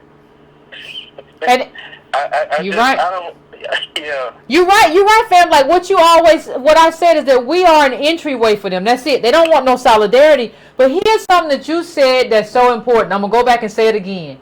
If white people were us, if white people were black, they would already have reparations. They will already have, and that's so, and that is, say that if white people were black, they will already have reparations. That is so true. Like, that's the truest statement ever. They would already have it. Yeah, they're complaining about black people getting affirmative action, which we benefit the least from. The white people are complaining about that. So you already know if they had a claim, they would definitely be diehard for it. And that's all I have to say. I appreciate you, Carl. You said a mouthful, Carl. I appreciate you. That's the truth. Ain't no lie. Show me the lie. Show me what the lie was, because I ain't see no lie in what he said. They would have combined forces and got it. You can already see it in terms of how the Jewish community has already gotten reparations. The Holocaust didn't happen here, but they got money from Obama. You can already see how this is navigated. We're just like, well, I don't even know what our thing is. You know, they got repaired without even having slavery. It was called a New Deal. They got a reparations basically without even having slavery. Just like some bad stuff happened, like, you know, the Great Depression and all of that stuff, and you had FDR, and he was trying to save the banks and capital from itself and everything, and the New Deal. But the people who were on the bottom, we didn't even get the people who were descendants of slaves, and we got cut out of the New Deal. But even white people weren't here. White ethnics got it. And you want to talk to me about that? So I'm going to the next call. I'm going to 617. 617, what's your name? Where you calling from? What's on your mind? Hey, Yvette, it's Reggie from Boston. What's going on, Reggie? I'm pretty good. How about yourself? I'm good. Just before I jump into this, I really got to tip my hat off to you, Tone, Darity, Hamilton, the Breaking Brown, Tone Talks fam, because even though what Book is presenting as baby bonds is a bait and switch, we wouldn't even be talking about this in the last election cycle if we as a group were not moving the needle. So I really tip my hat to you. But yeah, like I said, this is a bait and switch. This reminds me of this so-called Marshall Plan that the BBC put out recently. It's just a bunch of performative nonsense. Now, when I was looking at this thing and looking at the podcast event, and when I was analyzing it, I went slightly in a different direction from how you're talking tonight. Okay. I didn't really focus on, Booker and the kumbaya politics. I'm glad you went into that, because these are problems. Thank you to the folks from Jersey that called in. Yeah, I appreciate that. What I focused on was the white liberal reaction to Booker's specificity in that podcast. It was really telling with the show. They called it the weeds, and that's actually what they did. They went off into the weeds. Yeah. They tried to get around the specificity of race at every turn. They did. They really did. When they talked about baby bonds, you saw all these racist tropes come up. The way they dialed in on what is a qualified expense was very weird. The framing was very racist. Because when we talk about tax cuts, it's understood by the math that it goes to the top, to the rich whites. And the argument for the tax cuts is, you know better than the government to what to do do with your money. Don't tell me to do with my money. Just give it back to me in the form of tax cuts. But here comes baby bonds, and all of a sudden you want to micromanage what African Americans are going to do with that money. Like we're going to go out and buy Jordans and weaves. So let's figure out. Let's make sure this is a qualified expense, and they're all scattered. And they kind of run into the fact that you need reparations, that baby bonds isn't enough. So they're like, are they going to pay for college? Or are they going to pay for a home? Are they going to pay for... Yeah. Are they going to pay for the rent? What they ran into is the fact that you need reparations. Baby bonds is not going to cut it. You right. See what I'm saying, Yvette? I know. I see exactly what you're saying, and I heard that too. If you all didn't go back and listen to this podcast, and they do run into, like, it is. I agree with you, Reggie. The whole feel of it is very paternalistic, right? It is. Paternalism kind of effuses like the whole podcast, and it's like what you run into is like, well, it might not work because of housing. It might not work. Well, yeah, because we don't have reparations, and because you're horrible, because you get to the end and say like the racial wealth gap doesn't matter. Like, I saw it though. You're right. Yeah, exactly. You even said like, well, what if they're drug addicts and they're gonna do it on drugs? I'm like, yeah, conservatives I'm listening to at this point. And what it comes down to is that you have to have a policy, like a multi-generational policy. You have to repair DOS with the same specificity and intention that you broke us with. You can't just say, Reggie. No, Reggie, wait. You got to say that again. You have to repair us with the same specificity that you did. What? Say that one more time, please. You have to repair the descendants of slaves with the same specificity and intention that you broke us with. Multi-generational, across generations. You can't just give me 5 figures and say, that's it. Because that's what they're going to do. They're going to be like, I gave you baby bonds. It was supposed to fix the racial wealth gap. I'm going to go back to my middle-class life. And what else was interesting that he said is, it got really weird when Ezra was saying, he said that dialing in on race is doing politics backwards. I found that very interesting, that we understand what the white liberal is saying, because Ezra is like all the way out there on the left, comparatively to the right, with everybody in Fox News and the conservative. Well, I don't know if that was Ezra on this podcast. They got like 5 podcasts, child. But go on, I'm sorry. Yeah. But what they were saying, like what the white liberal is saying, is that specificity for African American descendants of slaves is doing politics backwards. The problem wasn't whether the policy would work. They struggled with the call for specificity. But check this out: the so-called forgotten middle-aged white male in West Virginia is a coal miner. He can have specificity, but when it comes to us, I can't have specificity.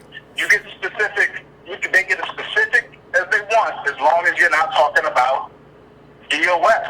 And one of the people said that I am not used to this level of explicitness around race. Like they were telling on themselves. It's they were. It's like they can hear that conversation coming for them. Like they know that the white middle class, not just the rich, the white middle class was built by government on the backs of African Americans. They did all of these gymnastics, and the question that they were asking themselves is, how can I engage in performative allyship and not actually be an ally? That's what they struggled with the entire time. Yep. And what was really weird is how they ended the podcast. They started going off with immigration, and then they got specific again.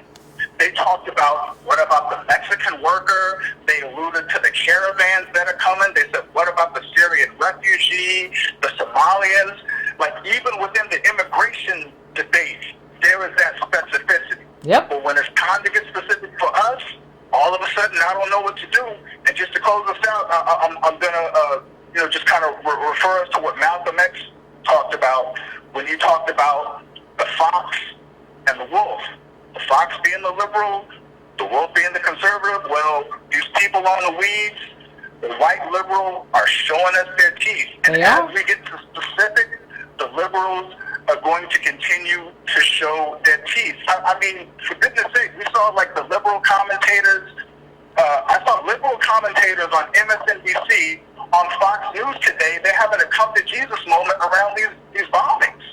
When the political shit really hits the fan, you really see who's who. It's like they're like, oh, let's come together, let's be civil, let's slow this down. But as soon as African Americans show up for something specific, oh, I got nothing to say. So if we want us to, like, y'all keep asking for solutions, the solution is specificity. Cause I really don't see any Democrats getting busy in 2020, especially after the way Warren shot herself in the foot, Kamala's scattered, Cory scattered, Gillibrand, whatever, and Hillary's even trying to come back. The solution for us is specificity. We can't do it around a personality because we have no superstars on the Democratic side. Be specific, get around an agenda, do it from the ground up, and we'll be fine. But we ain't got time to play around. Like Yvette, like you said, it's a 2 to 5 year window. We ain't got time to play. You either get specific or you get erased. That's all I got to say. That's all. Have a good night. It's extinction time. Thank you, Reggie, as always. Thank you so much. Listen. He said a solution. And please check out that podcast if you want to know what garbage I'm talking about. The Weeds Vox. Reggie said a solution is specificity. A confused group is not a group. A confused person is not a person. There's a lot written, even in biblical terms, if you're about confusion, of the problem of confusion. Specificity is a solution. So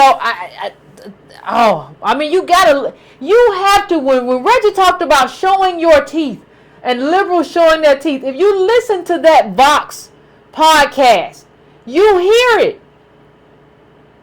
They don't want to talk, and it is almost like they feel us coming.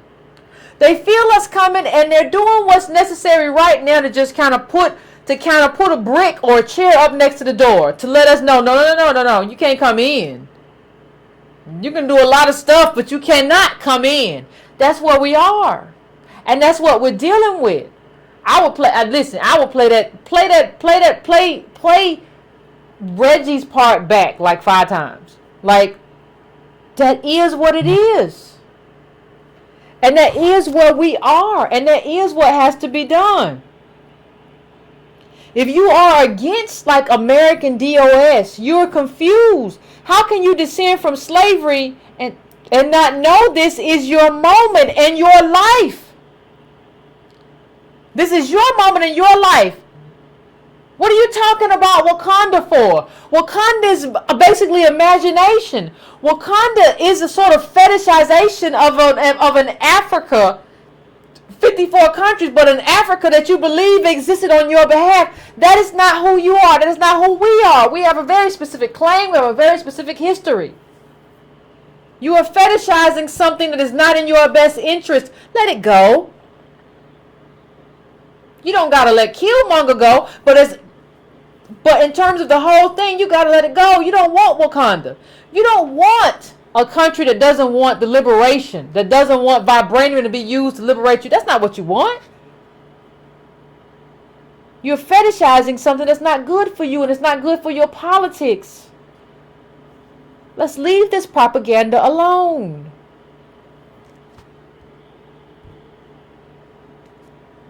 Our needs are going to divide the nation. Get ready for it. It is what it is.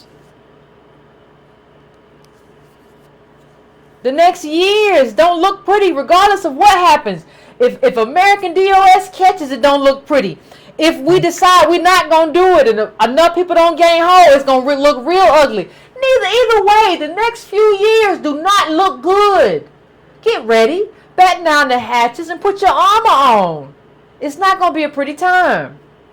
It is what it is. We are born into this. We didn't make this. We're born into this period. Our job is to fight the fight. That is our job. That is your only job. in terms of what we do in terms of politics. You don't get to sit back. I'm going to take 2 more calls. I'm going to 407. 407, what's your name? Where you calling from? What's on your mind? Hello. 407, that's you. What's going on? What's your name? What's on your mind? Yes, this is Gardessa calling in. Okay. Yeah. Hey, how's it going? Pretty good. We need to understand the time we're in right now. We are failing as a tribe if we're not preparing you, Yvette, and the Break and Brown community in general for 2020. Campaigns have already started. So we really truly need to do with inclusion, exclusion, and then curating our tribe. Curating our tribe. And what I mean by that is it's time for a shedding. It's time for a shedding, and it's also time for us to start honestly pushing our agenda out there, defining it more and pushing our agenda out there. I don't feel as though we have time for callers who are, like I said before, are talking about light skin versus dark skin, the why you call me nigga, all that type of stuff. We don't have time for that. In regards to this guy tonight, in regards to the show tonight, if we don't get a hold on this, if we don't stop this now, if we don't start making action and movement now, our whole entire movement's going to be silenced by some narcissistic Booker T Negro. It is. Another thing I have to say is that just a critique and a disagreement I have with like a few episodes back, because I remember I called in and I gave a little story about a homeless millennial guy. Okay. And he's a part of our like Break and Brown Council, so I kind of want to critique you and Alexander. You guys were laughing. Well, Alexander was laughing, and like I'm just saying right now that's a whole lot of laughing. No. Give the whole story. Give the whole story, because a lot of people didn't hear. Because a lot of people didn't hear what happened. So give the whole context of the call. Okay. So pretty much we were having a conversation about how black millennial men are comfortable with being unstable, or they're okay with being unstable. And I gave 3 references. One of the references was a black millennial friend or associate of mine who, is living in the shelter and is claiming to be an entrepreneur. And right now, like, first basis, what I'm trying to say is that does sound like, okay, what is he talking about? Like, that does sound hilarious. But to be honest with you, it's a lot of black males who are thinking like this. It is. And one of the things he said was, I don't talk to black people unless they're around white people.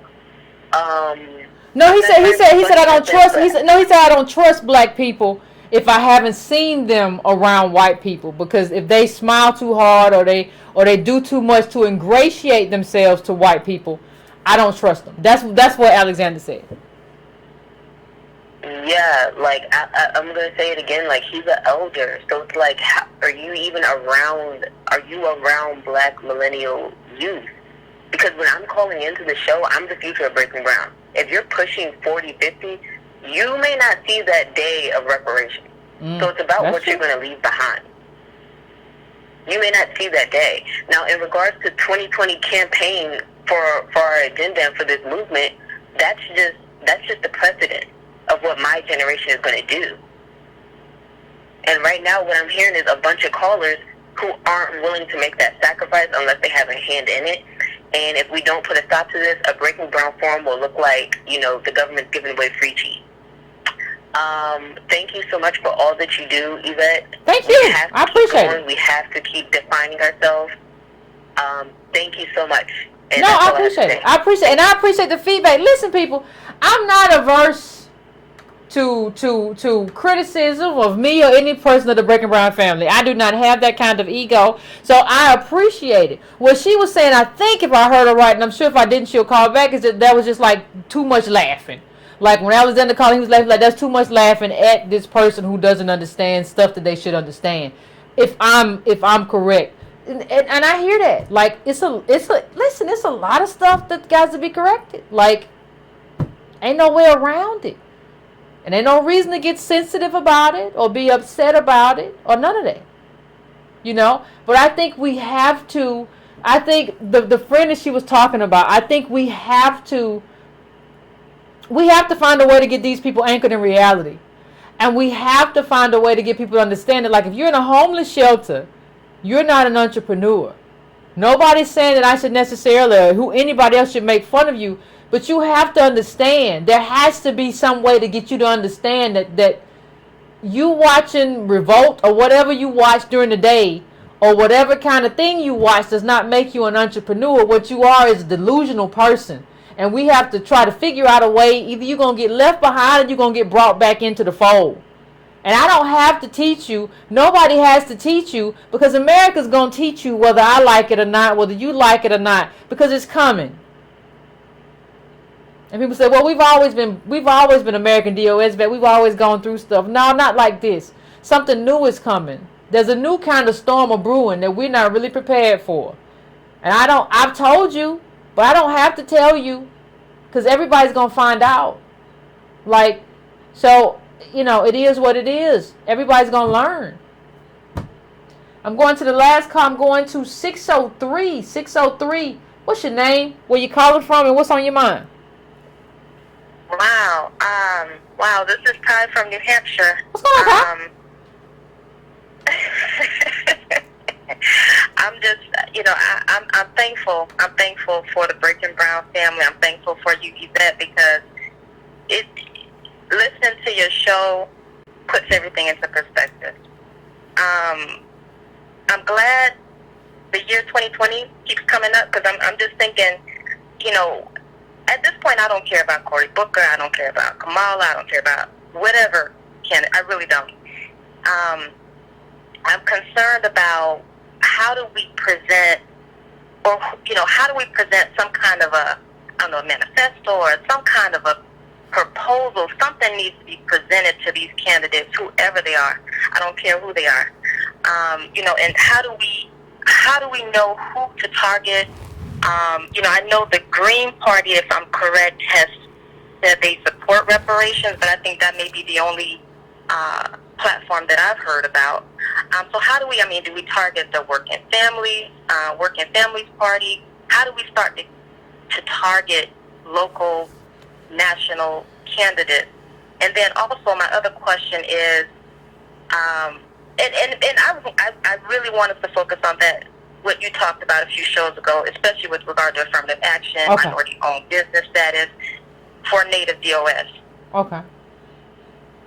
Well, here's the thing. Also, go ahead, Carla. Finish your thought. No, just real quick too. How do we document our claim too? In terms of, do we need some kind of a registry? How difficult will that be, or easy to be to prove our claim? Well, here's the thing. Here before 1930, you know. Well, here's the thing. If you go through 40 Acres, if you go through the Sandy Darity report, if you go through the whole thing, like he I think he puts forth the best process I have seen in terms of going through your lineage, in terms of whether or not you claim black, and who and where you come from in terms of your lineage and your ancestry. I think he does the best that I've seen thus far in terms of showing us how, and that's 40 acres and a mule in the 21st century. So you can Google that and kind of get my feel in terms of how we document that. Now here's my problem, or here's my concern, or here's my comment in terms of your first part. How do we advocate our politicians or whatever to get something on the ballot? The problem is we haven't even advocated our group, right? So what you need first is a group, and like the majority in that group, or a critical mass who feel a certain way. I haven't seen enough evidence. Like, we are growing, we are coming, we are building. We I was recently in the Philly or the Inquirer. We changed the conversation in terms of Lovey and Cynthia Erivo in terms of American DOS. We have, Antonio and I and the Breaking Brown family and the Tone Talks family have gotten this thing started, right? What I am not convinced of, though, caller, is that we have gotten enough people and enough wind at our backs to not only say we've just gotten it started. That's clear. We have been driving this conversation, and this conversation is hitting mainstream and is coming. That's clear. What I'm not sure of is whether or not we have gotten enough people to actually, okay, say now it's time to take this over here, right? I still got too many of my people who talking about, well, we don't need reparations, we just got to get up. We don't need this, we just got to do. I still got too many of my people saying crazy stuff. I do too. And I need, here's the thing. I can't expect us to be able to convince politicians if you can't convince your auntie, or if you can't convince your uncle, or if you can't convince your cousin. Like, how can we do it? Like, we have to, like, these people are a problem. I don't think we understand how many people in our families and friendships and circles are a problem for us. And what we got to do about it. We got to figure this thing out. And it's not no easy solve. Now, we don't, like I said, we don't need a majority. We don't need everybody. But we do need a critical mass. And some of these people, like, are not where they need to be. Right. And so that's my only conundrum. I agree. So. Well, I'm gonna look at that article, because Okay. I mean, I agree completely with you. I mean, I even think at one point I was one of those people that I was a super person, and if I run twice as fast and all of this, but when you look at the reality of it and you look at it as a group, because I think a lot of times we are made to feel like, oh, you know, this is an individual, this country, pull yourself up. You know, it's just hypocrisy at its best. But I think once we get out of that mindset and really look at the history, look at our claim, I think we will see things very differently. And just one quick question, and I know you got to get rested. Question is, this article touch on what life looks like after reparations? No. You know, I do believe it's possible. I believe it's possible, but I just wonder. Because, you know, it's some sharks out there in terms of, you look at all the athletes and the entertainers and everything, you know, sharks will be coming in terms of, you know, if we receive our claim. Well, see, let me just say one thing. The claim for me isn't just money. Like I said that earlier, but the claim for me isn't just money. That's part of it. And I don't believe money should come just plop in your lap, one lump sum. And I don't believe that. But the claim for me isn't just money. The claim is therapy. The claim is quotas. The claim is still government policies. All this stuff I'm talking about. For me, the claim would be an 800-year plan. Now, people be like, Yvette, that's a long time. What's 400 years you did this? It's 400 years you've been doing this. So I need 800. And I need everything from quotas to therapy to reparations there's a lot that I need that goes into that. And there's a learning curve, right? Because we haven't been there. So I'm not going to just plop down a bunch of money. Yeah, you can have it, but it's not going to be the way you think you have it. Now, so that's not in there. But I have my own little plan, but I don't have it. I'm not going to talk about it because we don't even have reparations yet. Like, if I get in a room and I can do it, then we can talk about it. We can put it on paper. But I'm not there yet. Yeah. And I hold my rocks. I keep a bunch of pebbles in my pocket. So. I heard that. Well, thank you so much, Yvette. No problem. This is my first time calling in, but I will be calling back in, and I appreciate your time. I appreciate you. Your thoughtfulness. No problem. And your knowledge. I appreciate you too. Thank you, Carla. Right. I appreciate it. Thank you. Ladies and gentlemen, we are at the end of our show. Ladies and gentlemen, at the end of our show. I want to thank everybody who called in. I appreciate you. We got to like 10 calls tonight. We got to a lot of calls. I appreciate everybody calling in and getting to their point and moving with, like, that was phenomenal tonight. That was absolutely phenomenal. So I appreciate that. Please like if you haven't liked the show. Please subscribe. You can go to donatebrown.com. Thank everybody. I want to thank you all who donated tonight. I appreciate it. I appreciate it. Please share with your groups. And get in this fight, even if you just get in, because getting into this fight virtually is kind of how sometimes you can like get your feet wet about how to do it and what's going to come at you later. So I appreciate that. Please, like I said, please share with your friends. Do all of that good stuff. Please go to subscribetobrown.com. And you know, you can subscribe to the newsletter. That's $2 a month. Just go into the description. And we got to figure this out. And I do the newsletter because, like, it's important. Like, that's the key. We don't have a political foundation. We don't have enough political knowledge. And like I said, where's my book? If you haven't, like I said, please pick up the Reconstruction book. Like, it's really important. Like, you know, you're going to have to read it more than one time because it's a thick book, but it gives you the necessary context, fam. And it's important. So, Thank you, fam. We will be back again having conversations on Monday. I appreciate you. Appreciate you showing up, showing out, and calling in with some very good callers, informed callers tonight. So I appreciate that. You know, it's always one or two, but I appreciate it. Thanks, fam.